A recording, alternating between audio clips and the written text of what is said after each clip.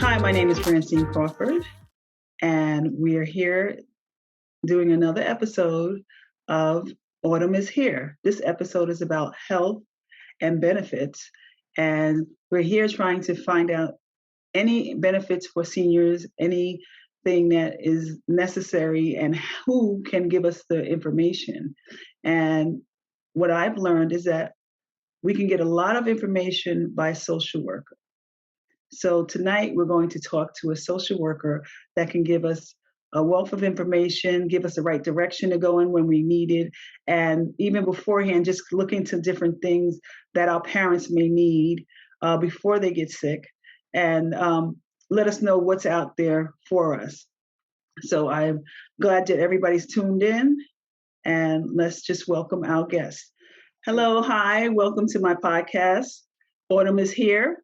Tonight we have a special guest. She is a licensed social worker, and she's also works with the Alzheimer's Association at the New York City chapter. We want to welcome Eve Vaval. How are you? Hi. How are Hi, you good this evening, evening? Francine. I'm okay, Hi. thank you. Thank you for having me. Thank you for wanting to come on and share what you know. I appreciate people who want to share because a lot of people don't have this information. So I can't wait. Okay. Yeah, thank you for inviting me. My pleasure. So tonight we're going to talk about the aspects of a social worker because I just want to let you know that when my mom was ill, I only went to social worker 4 years after um, she was ill, only because the doctor said, "Okay, I'm going to let you see a social worker." I didn't know what her position would be. I didn't know that person that I could ask for one. I had no clue. So, can you just give us what is the actual role of a social worker? Okay, well, depending on where the social worker works, so at the hospital, the social worker would help the physicians with case management. Some social workers at hospitals, they play the role of therapists, Mm. where they provide counseling. But many times at a hospital, you would find social workers helping to help clients or patients navigate systems, making sure that if they're elderly, they're going home, that there is a safe discharge. If there's a parent who has a child in the hospital, that they can go home and they're safe. Making sure that if they're elderly, that they have equipment that they need, if they need to be connected to services and resources in the community that's going to help them to have a better healthcare outcome. Social workers would help connect them to those resources prior to leaving the hospital. Oh, okay. Yeah, That's so that's in a hospital, but social workers wear many hats in different locations. If you'd like, I could tell you about my role at the Alzheimer's Association. yes. Well, let me know how is your experience as a social worker, particularly? Well, personally, I've worn so many hats as a social worker, Okay. having worked in early intervention, helping families that have children with disabilities or children with challenges, um, helping parents navigate the early intervention system to help children get therapy, to help them get speech therapy, education when they're little, whether it's physical therapy, occupational therapy. As an early intervention social worker, I help coordinate those services. Social workers also work in the foster care system with the administration for children's services. I've worked in that area as well. I've helped support families, help parents who had children that were struggling at school, or maybe there were some concerns in the house where there might someone might have called in abuse, whether it's the school that had done that, or there's an issue. So there are social workers in that role as well. I've played that role as well in the Uh, foster care and prevention of foster care system. I've okay. also played the role of an administrator in a senior center, Mm, where we had social workers helping the seniors to navigate systems to help them to get, maybe it could have been insurance or maybe housing, filling out forms. Where I work as a program manager at a program manager, I said home care, I meant to say a senior center. okay. So I've worked in that area as well, but I've also worked as administrator for a home care. And I wore the social worker hat, but I was also the administrator, and I've also worked as a therapist, providing counseling. That has been my most recent role, doing therapy. And at the Alzheimer's Association, we're helping people with dementia and their families navigate systems to help the person with dementia to have a better social life, you could Okay. say. Right. Wow. Wow. So social worker is very important. I wish I would have known when I needed it, but social worker has all this information that connects you and probably can translate some things that are, necessary for care. So so in your experience with your agency, uh, what is well how do you assess a patient that needs, your assistance? Would you be referring to a home care agency or Alzheimer's? Well, I would say, let's say Alzheimer's. Let's say Alzheimer's because we're talking about seniors. So let's see. Okay. Seniors. And by the way, the as an administrator in a home care agency, yeah, we do assessments as well. However, at the Alzheimer's Association, families come to us, a lot of times they come to us when they are in crisis, but if they go to the doctor and the doctor finds out that they have Alzheimer's or any type of the other types of dementia, um, then the doctor would uh, refer that client to to the Alzheimer's Association, and then we have many social workers working within our organization. For the Alzheimer's Association, basically all you need is to have cognitive decline. You do not even need to have a diagnosis of Alzheimer's or dementia in order to receive services at the Alzheimer's Association, because part of the work that we do as social workers at the Alzheimer's Association is to even help a family who says, my mom has memory issues and I don't know what to do. So Mm, then we would help them with the process of going about how to go about getting a diagnosis, which is step one. Getting a diagnosis, because they be like, they may not know what's going on with their parents. So the social worker would help families navigate that system, how to get a diagnosis, what are the questions to ask a doctor, what to do after. So we would, that would be the service that we provide to the person who has that parent that may mm. have cognitive decline, that may be seeing signs and symptoms of Alzheimer's or the other types of dementia.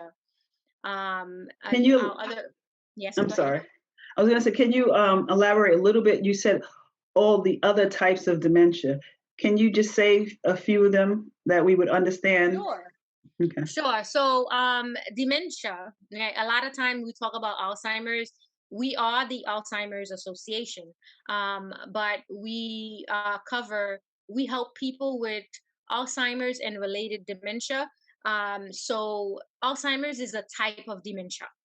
Okay. So dementia is the umbrella term of when someone has cognitive decline and they're experiencing those changes. So generally, a doctor may not come out and say you have Alzheimer's, but they might come out and say you have dementia, but has not really defined what type of Hmm. dementia the person may Right. have. So Right. Alzheimer's is one of the types. 70 to 80% of all types of dementia happens to be the Alzheimer's type. And then there is vascular dementia. that is a dementia that people might experience maybe after having multiple strokes, Mm, because it's a dementia that you have based on, um, because maybe there was a blood flow issue. There is frontal lobar dementia, which is, or frontal temporal dementia, a dementia that really affects the executive functioning part of your brain more than the rest. So it's really pronounced in that area. There is Lewy body dementia. Lewy body dementia is a dementia that is defined that way because this person has a lot of Lewy body cells in their brains. mm, Basically, when someone has dementia, they have what is called cognitive decline. Changes are taking place, memory issues. Like these are all biomarkers of dementia. mhm, um and they really look very much alike. um Even Parkinson disease, some people may not know Parkinson disease is a dementia. Oh, my parent has Parkinson. It's mm, going to, you can see Parkinson's, you could see tremors, you could see, right. Yeah. shaking, but eventually you're going to see how it affects your memory, it affects your personality. Eventually Mm, you will start to see more symptoms, but really it started in that part of the brain that affect your physical movement. mm.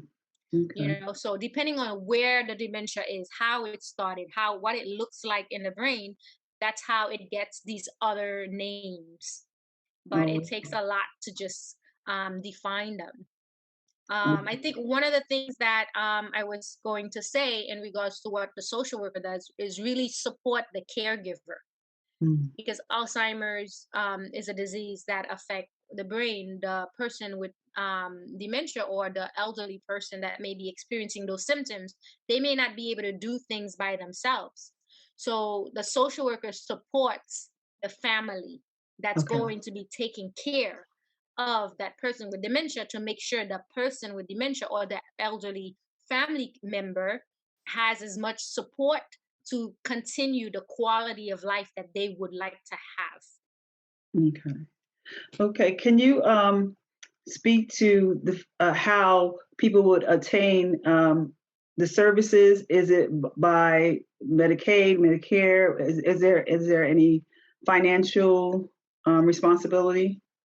Specifically, there are, I'm sure there are many services that the elderly can qualify for that requires for them to have some type of insurance. But there's also many services that people can qualify for, and it's already paid for by an organization. So the Alzheimer's Association specifically is funded by the Department of Health. There are many caregiver services that are funded by the Department of Health, where the family or the person with the illness does not have to come out of pocket and pay anything, or they don't even need insurance to get the services of certain organization. Now, just to be clear, those are supportive services provided by the Alzheimer's Association, such as support group, education, helping you to figure out how to, navigate certain systems. Mhm, Those are all services that are provided, free of charge because it's already paid for by the Department of Health. There are mhm, services that a person might need, that requires some type of insurance, such as home care services. So there mhm, is a point where the person can no longer take care of themselves and the family cannot help. Maybe they're working. So then they would need home care, they would need personal care at some point. That service is paid for by Medicaid. okay. Medicare might pay some, depending on the need of the person with the disability. But generally, when it comes to home care or what we call personal care, usually that is paid for by Medicaid, which is the means based insurance. If you work in this country, at some point you're going to be able to qualify for Medicare. Mhm, However, Medicaid, is for people who you might have worked, but you didn't make, you didn't make your, everybody's not going to get Medicaid. Basically, everybody who works will be able to get Medicare, mhm, but right. is not going to get Medicaid because it's a means based. Medicaid, there is an income guideline in order for you Mhm. to qualify Okay. Okay. Wow. So everybody will not be able to qualify for Medicaid. for Medicaid. Yes. Now, everybody may not qualify for Medicare either because there are certain rules that you have to Okay. be in this country for a certain amount of time. You have to have worked a little bit in order to get Medicare Okay. as well. But most of the issues when it comes to care, we're talking about people who's been living in America all their lives, who've worked, who sweat, who has worked and paid taxes. Mhm. Medicaid is harder for them to get than Okay. Medicare Because of income. because of income. Because of income. Okay. Okay. What will you say to a caregiver? Um, at what point do they go to speak to a social worker? Like, does it have to come through a doctor? Can they just go to a health center and say, "Hey, I don't understand how to navigate. I need certain assistance with my parent or who I'm taking care of?" Yeah, there are so many organizations that provide supportive services um, to I would say to seniors, to people with disability. Um, there's so many services. Um, Now, a social worker, right? Because remember, I said we wear so many hats. So Right. someone could reach out to their insurance company and get social work services Okay. because and generally that usually means therapy. Okay, Mm. psychotherapy. Social workers do psychotherapy. you know um it costs less money for insurance companies to hire social workers to do psychotherapy instead of psychologists Oh, per se. okay. So yes, you can call your insurance and get a social worker, but usually that's in terms of psychotherapy. However, if we're talking about caregivers, if you're going to, you know, if depending on the clinic that you're going, if you go to a hospital and you need some type of service, you could ask for that Okay. type. But generally, at a hospital, a social worker might be given to you because you're a patient at the hospital. So then you have access to a social worker. But if you're seeing a doctor at a clinic, you know the clinic may not have a social worker um, for the purposes that you might need them. You Mm. can definitely ask and find out, but but your insurance would be one place to ask for services. But certain clinics might have social services within the clinics. Okay. uh, but if we're talking about dementia, right? If we're talking Mhm. about dementia, um, a doctor might be able to refer someone. Well, not might be, should. If we're talking about dementia, a doctor should refer a caregiver to the Alzheimer's Association, where we have many social workers and other professionals that are working there to help support caregivers. Okay. If it's, let's say you have a parent that has cancer, so the same thing, whether it's an association that provides services for cancer, they have social workers Okay. within those organizations. Now, since you have such vast education in this and experience in this, have you seen uh, things progress? Are things progressing for seniors and um, for their situations? Is there more help out there, or is there a there problem? there there is a lot of support for Yeah, seniors. There there is is. a lot of support for seniors. You just need to access it. So Okay. the New York City Department for the Aging, Aging. Yeah. yes, they provide so much services. They contract out to many organizations to support seniors. Now, there is a place that a senior can walk in and get social work, a senior center.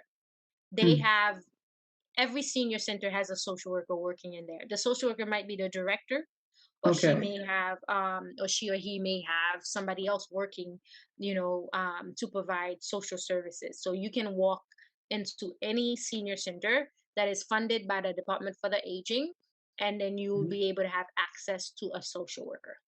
Oh, that's great to know. um yeah, so that's one place. So calling 311, they will Mm, connect you to the Department for the Aging, and the mm, Department for the Aging funds caregiver programs.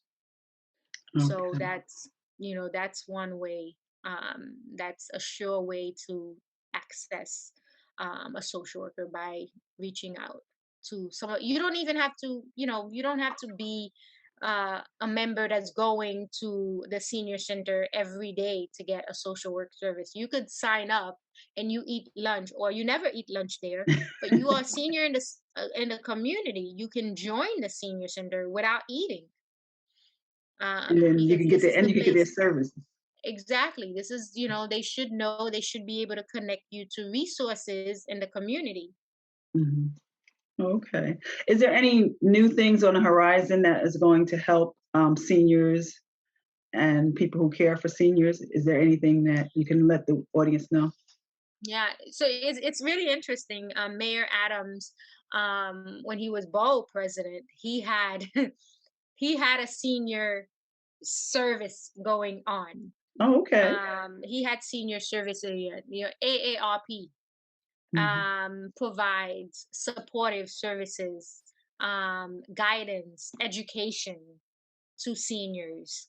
Um, Now, if we're talking about things that will benefit seniors, I guess I would say more and more support for senior programs, accessibility,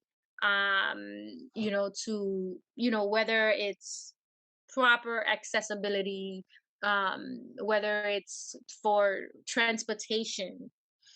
Insurance companies, they have a lot of innovative services that they're providing for seniors. I think those are new. For example, providing um, where you could buy certain things with your insurance privileges, Mm, where if depending on what insurance you have, you can go to the pharmacy and get certain things that you would, oh no, that's not medication, but they're providing these extra perks for mm, seniors. I know the Alzheimer's Association and other research organizations are creating more products or more medications, more drugs that will support the aging community, where we're talking about dementia, drugs that are coming out. The most recent drug that's making a lot of news is called Aduhelm. mm. This is a drug that you know wasn't available a couple of years ago, but you know but they have been approved now by the Mm. FDA to be a drug that is making a difference in the lives of um, Wow. people with Yeah. dementia. It costs some money, you know, But they're making but strides. They're they're making making strides. And I know the Alzheimer's Association specifically, is pushing for regulations they're pushing for the CDC, to allow for insurance companies or Medicaid to pay for the drug for for everyone. mhm, They also had pushed the drug company to lower the price of the drug, because it was like $50,000, mm. um, Oh, to have the drug, and it's an infusion. So you needed, I said 50, I think it was 56,000. It was more than 50, but that price was lowered. So there are people who care, that are making changes. Many people who are aging, they feel marginalized, they feel like people don't care, policies are being made that's not in their advantage. There are many groups that are advocating for mm. healthy aging. So I think as a society, we're trying to change. Yeah, that's Nursing good to know. homes, nursing homes. They're trying to improve nursing homes. I know we're Yes, very upset about what happened during COVID, yes. but changes are taking place. Okay, that's good to know. Now, also, another hat you wear is you're a caregiver yourself, Yes. and I know that I've been there, and I know it's a tough thing, but you do it out of love. And the things that are in place. Is there anything that you feel because you're actually experiencing this that you wish there was more of? Mm.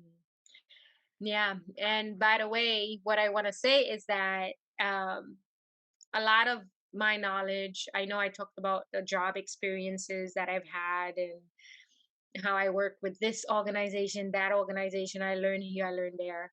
But what has been my best learning experience has been caring for my dad. Hmm. He's 87 years old, and I've had the pleasure of caring for him for over 5 years now, since 2015. I he moved with me Hmm. so that I could help care for him when we realized he was repeating himself. So it's been a challenge. It's been a great learning experience for me, to be able to care for him. But this is where I've learned the most. Hmm. I, I do think there needs to be a lot of advocacy when it comes to the healthcare system for the aging, for the Hmm. aging parent. That is so important that we do not allow our parents to just do everything by themselves. Hmm. Yeah, It's been a wake up call for me. yeah. And I'm a social worker. Right, right, exactly. That's I'm that. a I'm a social worker. I struggled what I've seen, what I've experienced. Mhm. I strongly encourage families. Like they say, oh, it's COVID. You can't come into the hospital to help your parent.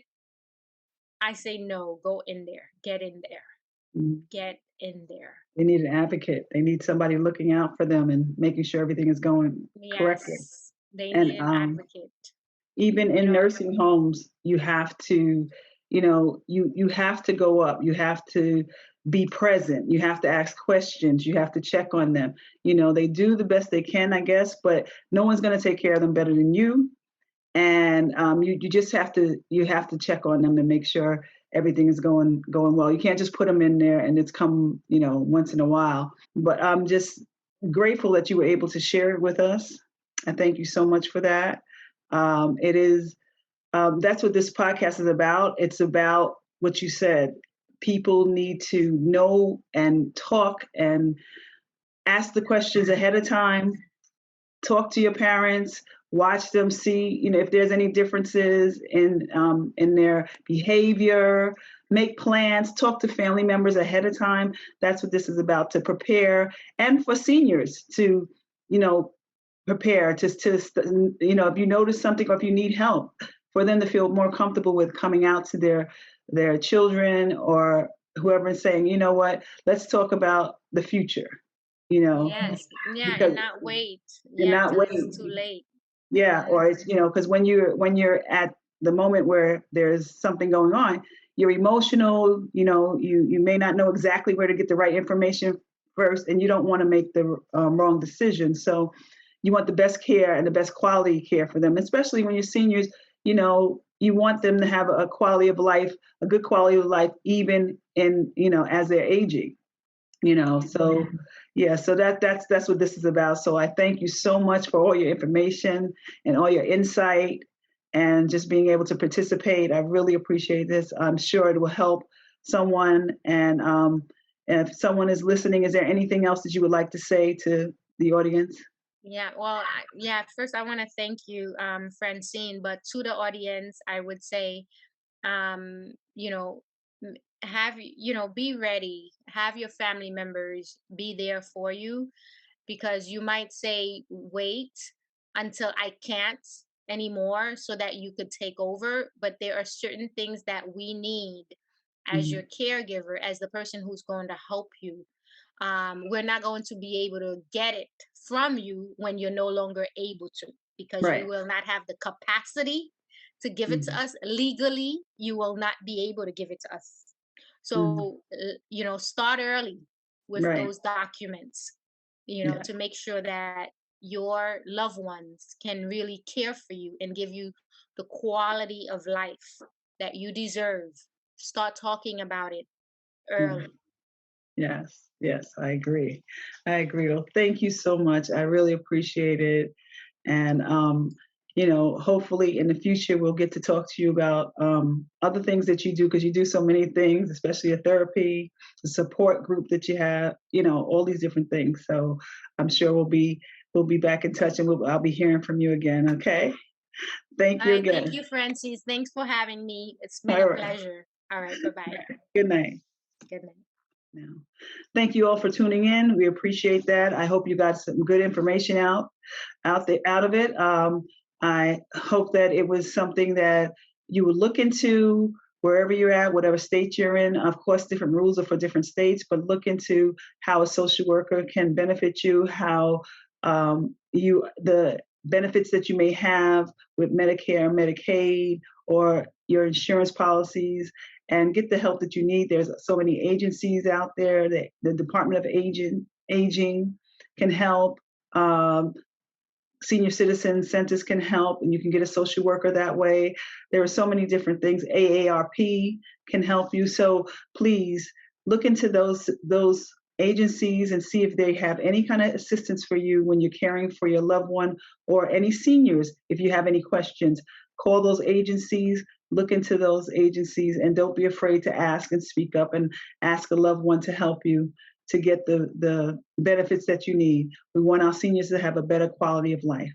Thank you and good night.